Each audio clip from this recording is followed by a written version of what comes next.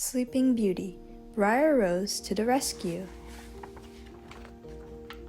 One morning, Briar Rose awoke with a yawn.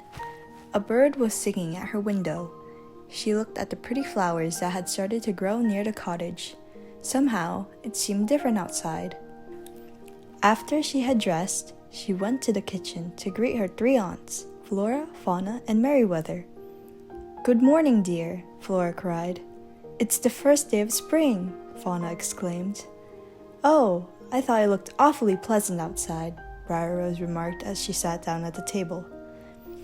Merryweather placed a biscuit with extra honey in front of the young woman. "You slept late again," she said, frowning. "The day is half over." Briar Rose smiled. Her aunt sounded grumpy sometimes, but she knew Merryweather had a heart of gold. "I suppose we have to do our spring cleaning today," Merryweather added. "Yes, dear," replied Fauna. "That's what we always do on the first day of spring."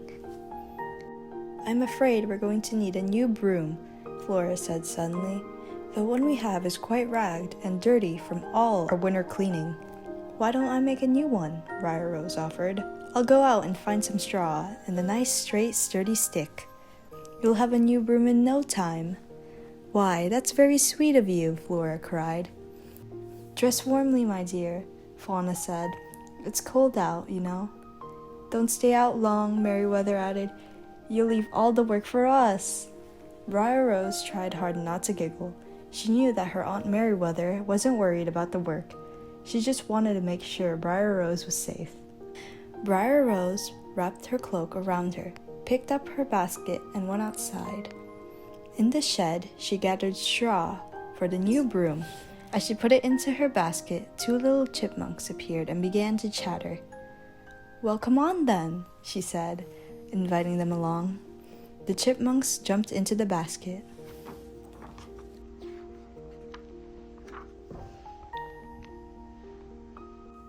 Then, some cheery bluebirds chirped at her from the rafters. "You can come too," Briar Rose offered. They were joined by other birds and animals, and soon everyone was parading happily through the woods. Briar Rose began to hum. She loved to walk with her animal friends. As they got closer to the pond, Briar Rose noticed a flutter of activity. She started to worry. What could be causing such a commotion? The bluebirds flew ahead to see what was going on. The chipmunks jumped out of the basket and joined a group of animals that were gathered around the pond. Briar Rose ran as fast as she could. When she caught up, she saw that a deer had fallen through the ice and couldn't get out. Briar Rose knew this deer well. It was a doe that was going to give birth very soon. She had to help the poor animal, but she wasn't quite sure how. Thinking quickly, Briar Rose hurried over to a fallen tree and broke off a long, sturdy branch. She stretched it toward the deer. The deer tried to reach the branch, but she had lost a lot of strength and seemed panicked. Briar Rose wondered what she could do to help. Suddenly, she had an idea. She began to sing the softest, most soothing lullaby she could think of. The doe started to calm down. Then the tired creature was able to grasp the branch in her mouth. Briar Rose tugged and pulled until the doe climbed up onto the bank of the pond at last. Briar Rose sighed with relief. Then she realized how badly the deer was shaking. "Oh, you poor thing," she cried. "You're half frozen." She pulled a big handful of straw from her basket and rubbed it briskly over the deer's body. The doe's coat slowly began to dry, but she was still shivering. "Come on, everyone," Briar Rose announced. She and the other animals led the deer through the woods. When they reached her aunt's cottage, Briar Rose took the doe directly to the warm fireplace. The deer left a trail of muddy hoof prints all over the floor. "We'll have to clean all over again," said Merryweather. "Oh, Pony," cried Fauna.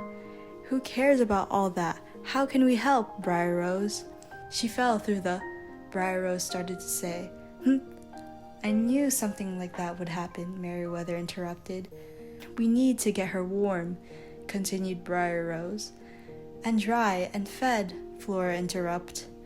Briar Rose and her aunts worked together to make the deer comfortable. By the next morning, the animal felt much better. Later that spring, the doe gave birth to 2 beautiful fawns. Flora and Fauna were delighted, although Meriwether still griped about how long it had taken to clean the muddy hoof prints up. One morning, Briar Rose went to the shed to start her chores and noticed Meriwether giving treats to the deer. She smiled. That was just like her aunt, pretending to be annoyed, but actually acting very thoughtful. Briar Rose went about her chores, delighted that the spring had gotten off to a nice start.